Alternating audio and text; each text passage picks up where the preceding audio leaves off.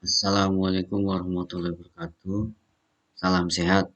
Bertemu kembali. Hari ini saya tidak akan bicara dulu mengenai konsep PPP, tapi berbicara mengenai Trans Sumatera, jalan tol Trans Sumatera. Jadi kemarin kita masih ingat apa yang disampaikan Bapak Presiden bahwa Trans Sumatera ini harus selesai dulu 2024 dan membutuhkan dana yang sangat besar sehingga perlu adanya pembiayaan alternatif.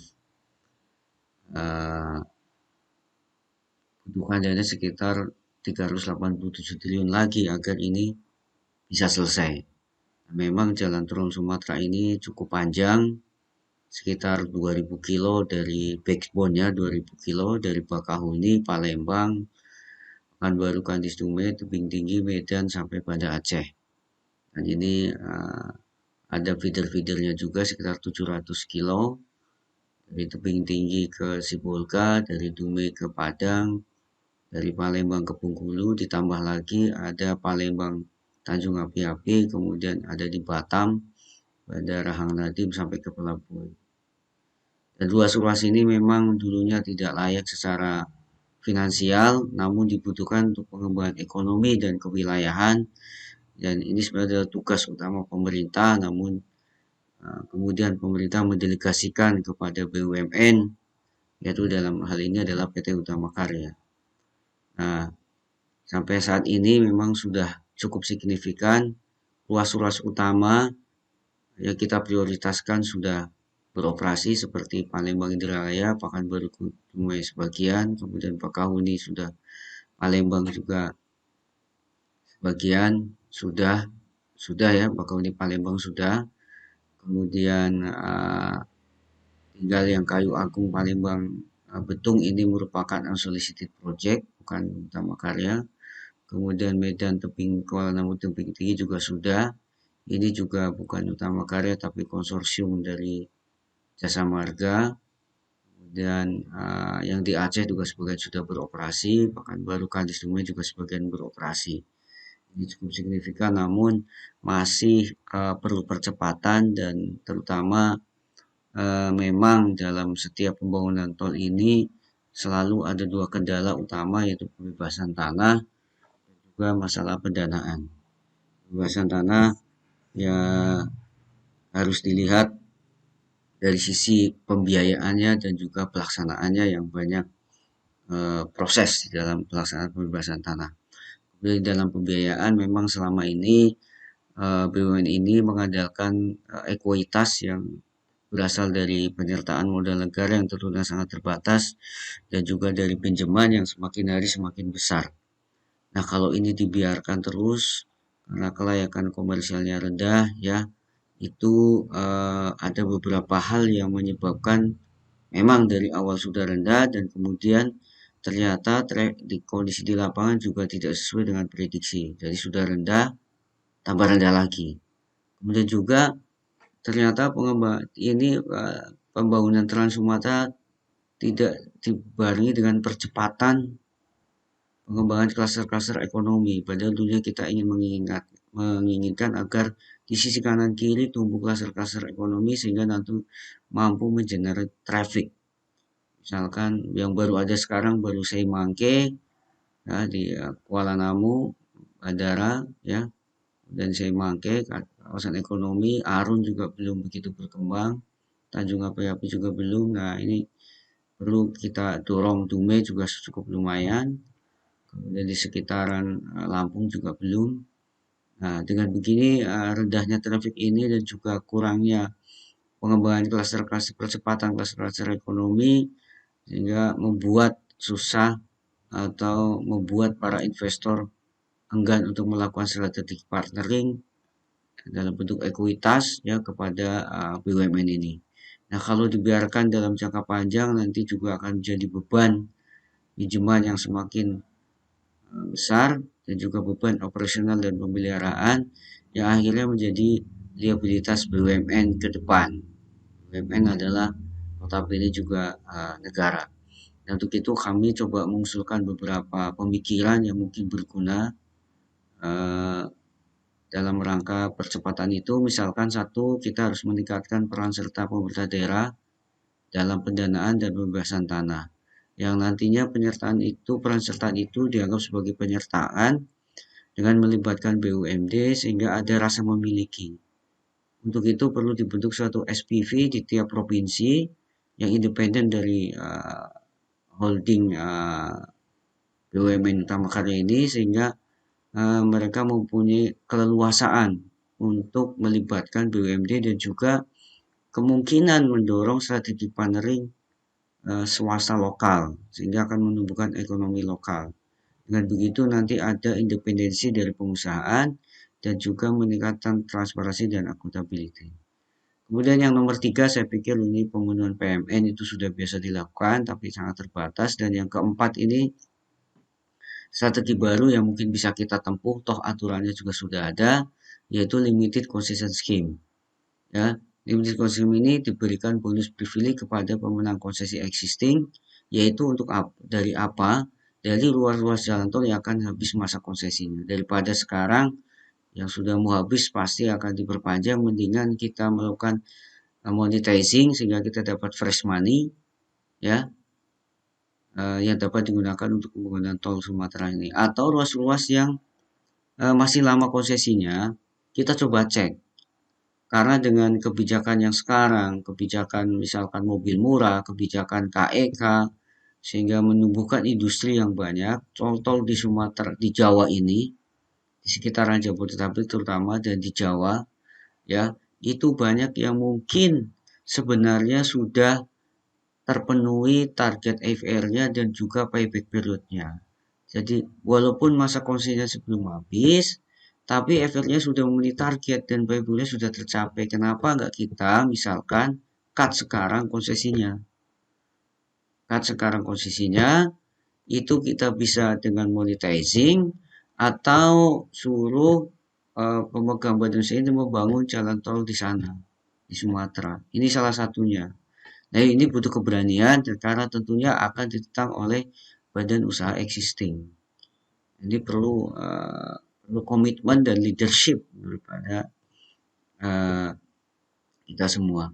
Nah, atau infrastruktur yang lain tidak hanya tol, mungkin infrastruktur yang ada di sekitar segitu, di sekitar Sumatera atau di tempat lain, ya, yang bisa kita monetizing, kemudian kita gunakan untuk membangun jalan tol Trans Sumatera. Misalkan saja Bandara Kuala Namu. Nah, sekiranya dapat kita bisa monetizing atau LCS, kemudian uangnya untuk membangun jalan tol di sekitar situ, misalkan yang menuju Danau Toba menuju Bandara Kuala Namu, sehingga nanti toh secara tidak langsung akan mengenerate traffic juga ke bandara.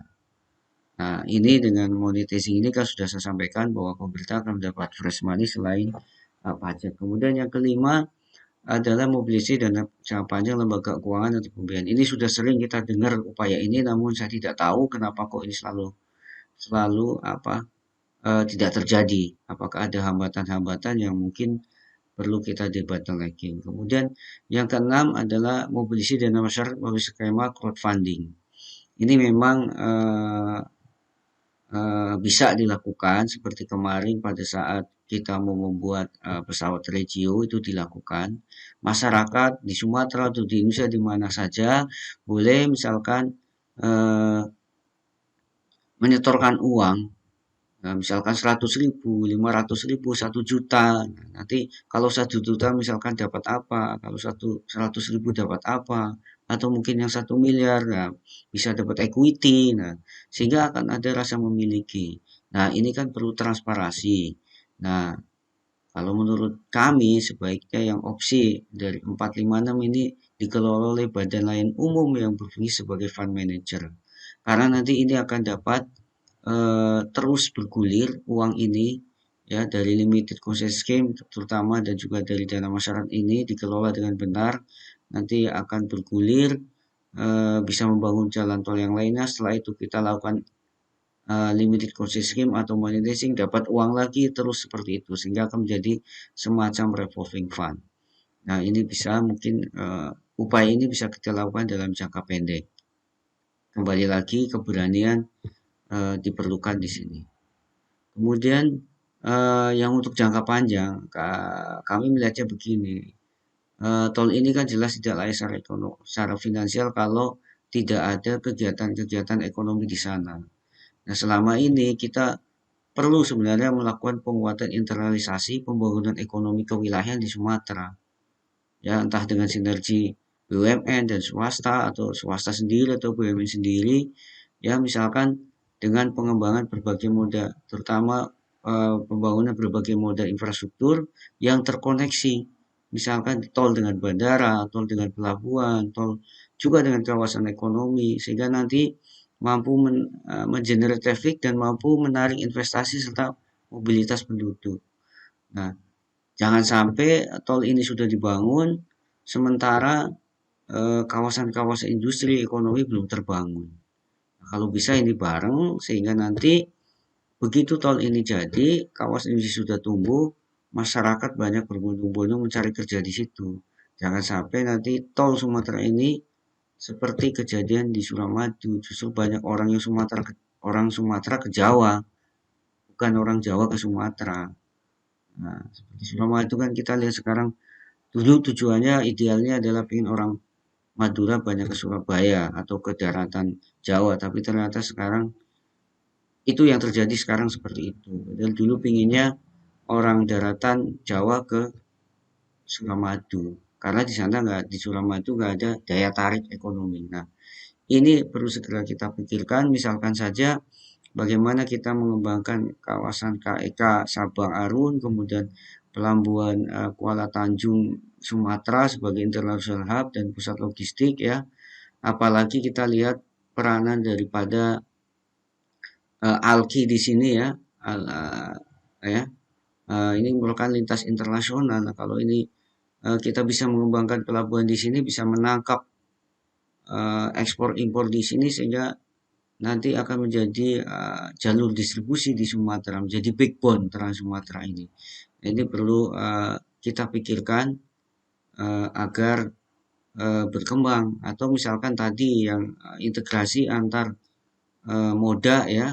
Misalkan kita punya di sini pelabuhan panjang yang bisa kita tingkatkan sebagai feeder daripada pelabuhan Tanjung Priok ya untuk menangkap kapal-kapal yang dari sisi selatan ya, kapal dari Amerika biasanya sisi selatan ini bisa bersandar dulu di pelabuhan sini. Nah, ini kita perlu besarkan pelabuhan panjang, kemudian kita koneksikan ke jalan tol di sini ya. Ini ada di daerah Lematang ini ada mungkin bisa dibangun industri juga di sini. Nah, seperti itu. Atau di Tanjung Api-Api kita pelabuhannya juga diperbesar. Nah, makanya pemerintah itu harus berpihak kepada Sumatera ini, jangan sampai terus kita yang baru-baru ini kita mengembangkan di Batang dan Brebes itu tidak salah memang, tapi akan lebih baiknya lagi kalau di Sumatera kita dorong, kita kasih insentif misalkan seperti kemarin Pak Menteri BUMN kita eh, tanahnya gratis ya dan kasih insentif pajak yang lainnya lebih murah atau tenaga kerja di Sumatera juga lebih murah dibandingkan dengan di Jawa. Nah, itu mungkin segera kita lakukan sekarang.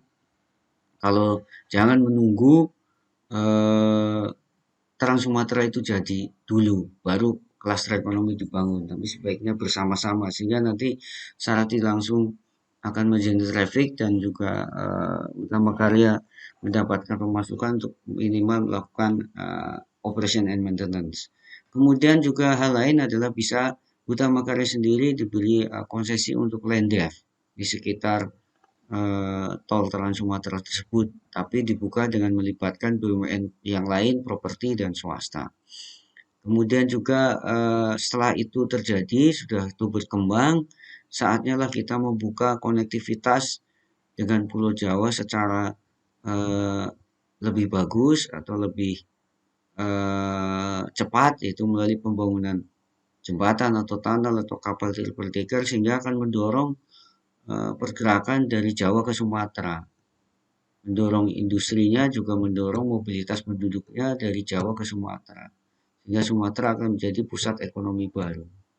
Nah, setelah itu tentunya nanti jalan-jalan tol Sumatera akan meningkat trafiknya sehingga akan lebih layak dan pada saat bersamaan nanti pengelola dalam hal ini Utama dapat menerbitkan suatu obligasi atau bahkan bisa melakukan monitoring terhadap ruas-ruas tersebut sehingga nanti dapat mendapat fresh money.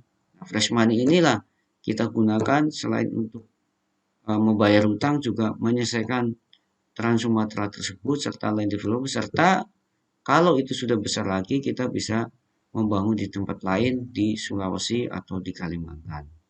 Nah, itu mungkin ini pemikiran saja, hanya sebatas pemikiran, tapi semoga ini dapat diimplementasikan dan berguna bagi penyelesaian Trans Sumatera. Terima kasih dan semoga bermanfaat. Assalamualaikum warahmatullahi wabarakatuh.